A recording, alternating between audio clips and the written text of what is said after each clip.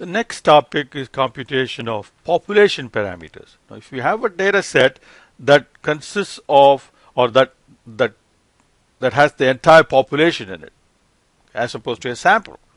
Okay, suppose if the data represents the entire population, then we have to when we compute the mean of that data, that represents the population mean, and we use the Greek letter mu instead of x bar. And similarly, the standard deviation will be sigma instead of s. And notice that we are using the uppercase N to indicate the size of the data, number of observations in the data, which now represents the population. So N is the population size. As far as the mean is concerned, the computation is exactly same. You just simply add up all the values and divide by the number of numbers, and you get the mean, except that it is mu and not x bar. And you have to be very careful in using the notations. If you have a data set that represents a population, and if you compute the mean and say that x bar is such and such, then that would be wrong, and you would lose points for that. And similarly, if you have a sample and you compute the sample mean and then you write down mu equal to whatever sample mean that you found, that is wrong.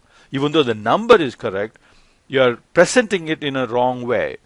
So you have to make sure that you use the correct notation.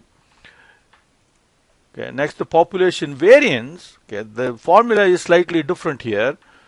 So you go x by minus mu, the mean. In the case of sample, you would have used x bar, square it and add them all up.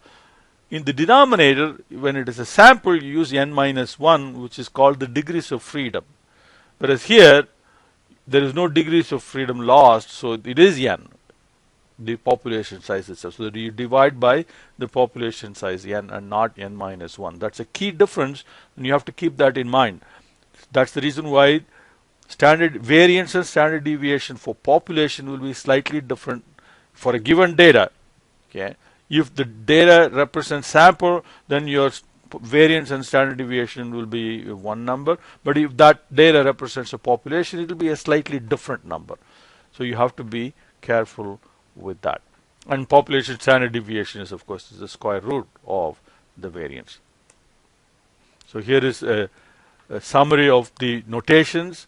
So mean, variance, and standard deviation. If the data represents population, you use the Greek letters.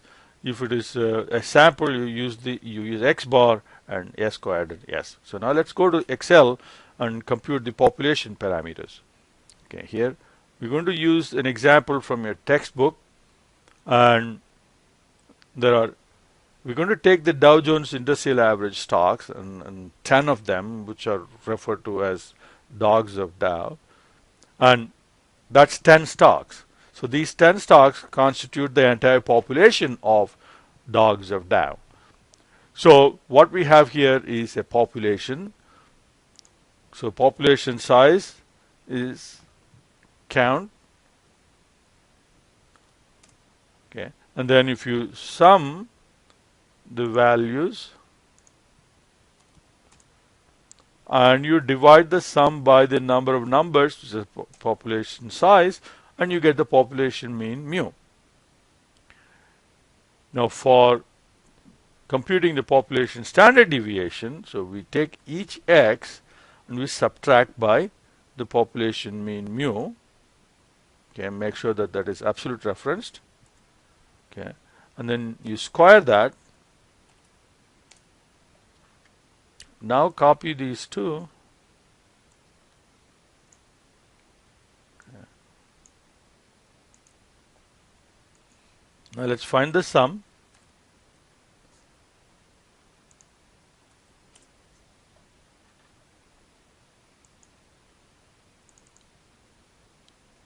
Okay, so using these formulas, the sum of x minus mu squared is that. So sigma squared is that divided by the population size, not n minus 1, but n, uppercase N, and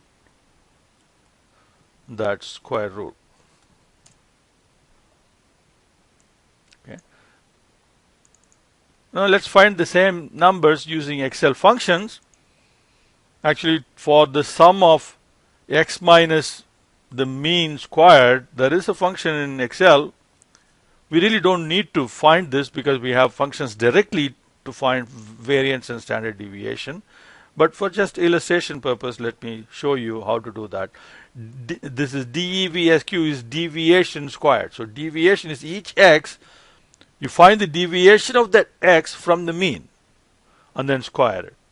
So if you take the 1 year returns, okay, DEVSQ will give you that number. Okay, right. Okay.